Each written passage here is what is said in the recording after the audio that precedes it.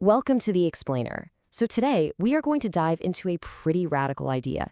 An idea that tried to solve the whole mystery of the mind by, well, basically claiming it doesn't really exist in the way we think it does. Yep, we're talking about the rise and fall of behaviorism. All right, let's just jump right in with a puzzle that has, no joke, kept philosophers up at night for centuries.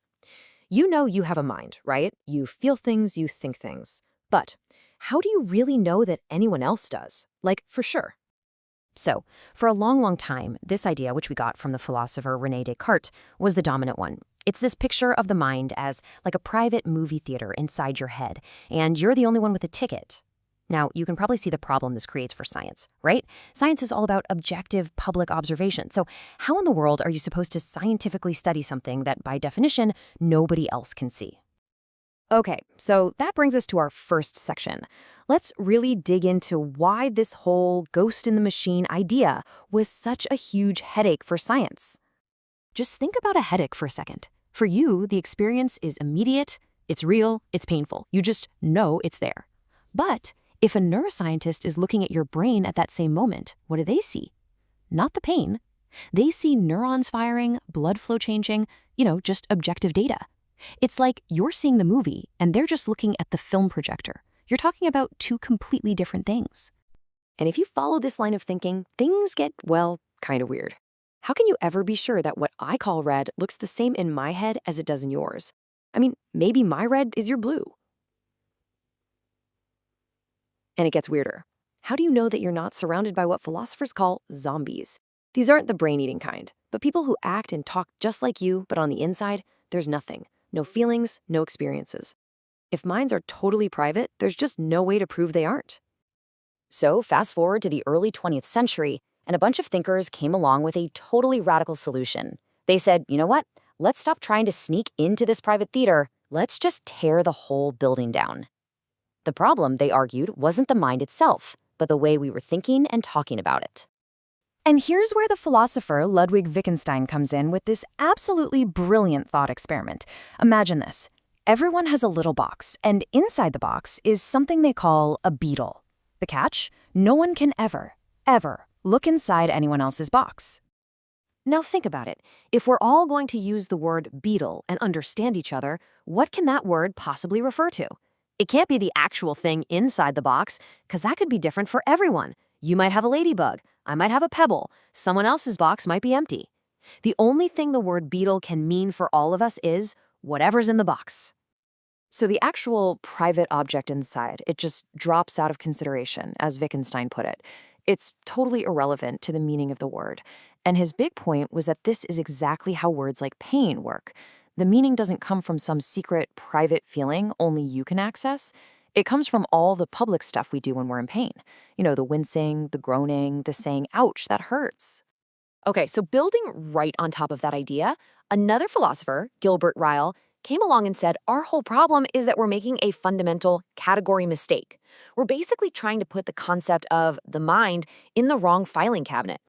And his analogy is just perfect. He says, imagine you're giving someone a tour of a big university.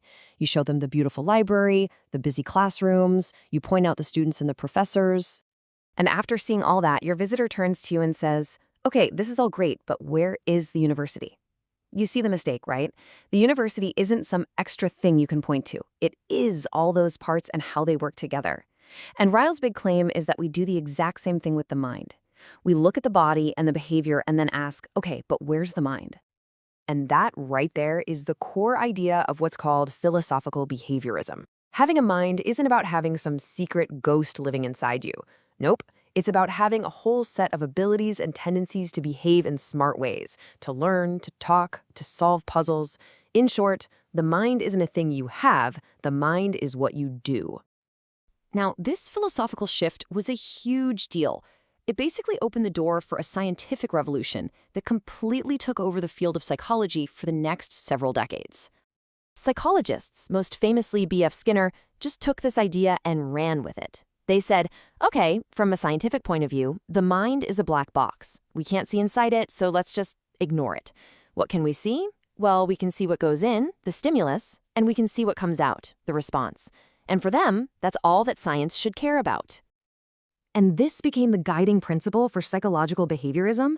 The goal was to explain all behavior, and I mean everything, from a pigeon pecking a button to a person writing a sonnet, as just a result of conditioning. Stimulus response patterns built up over time through reinforcement, through rewards and punishments. All that messy internal stuff like thoughts, feelings, intentions, they just tossed it out, called it unscientific. You have to admit, it was a really clean, simple, and powerful idea, but it wasn't long before some really big cracks started to show up. So people started asking some really tough questions, like what even is a behavior? Think about a rat pressing a lever for food. It could use its paw or its nose or even its tail. The physical movements are totally different, but the goal is the same. That kind of suggests that behavior isn't just a response to a stimulus. It's driven by purpose. And think about this. Seeing a lion is a stimulus. Your response is to run, right? Well, yeah, unless you believe you're at a zoo and it's behind a thick pane of glass. What you do depends on your beliefs, your desires, your perception of the situation, all the stuff in the black box that behaviorism wanted to ignore. But honestly, the biggest problem, the one that really sunk the ship, was what the whole theory just completely leaves out. What about, feelings? The actual raw experience of being alive. And this is the killer. Ask a behaviorist to explain nausea. They talk about the behaviors, turning pale, holding your stomach, groaning, but they're missing the single most important thing, aren't they? They're leaving out what nausea feels like. That horrible, sickening, churning sensation on the inside. That feeling isn't a result of the behavior. It feels like it's the cause of it. So, yeah, as this grand, all-encompassing theory of the mind, behaviorism pretty much fell apart. But that does not mean it was a waste of time. Not at all. Its influence was actually huge, and it completely changed how we approach the mind even today. So what was left after the dust settled? Well, a couple of really important ideas. First, Ryle's big insight that the mind isn't some spooky thing. And second, the undeniable link between having a mind and being able to act in intelligent ways. These ideas didn't just vanish, they evolved into the next big theory, which is called functionalism. That's the view that what makes something a thought or a feeling isn't what it's made of, but what it does, its function. And that idea is basically the foundation for almost all of modern cognitive science and AI. So when you boil it all down, behaviorism's real legacy is this intense focus on function. It forced science to stop chasing ghosts in the machine and to get serious about analyzing what minds actually do. But it does leave us with one last really big question to chew on. In its quest to be scientific, behaviorism threw out the one thing that seems to matter most about having a mind, that inner, private, subjective feeling of what it's like to be you. And the question we're still struggling with today is, can we ever have a complete science of the mind if we leave that part of the story out?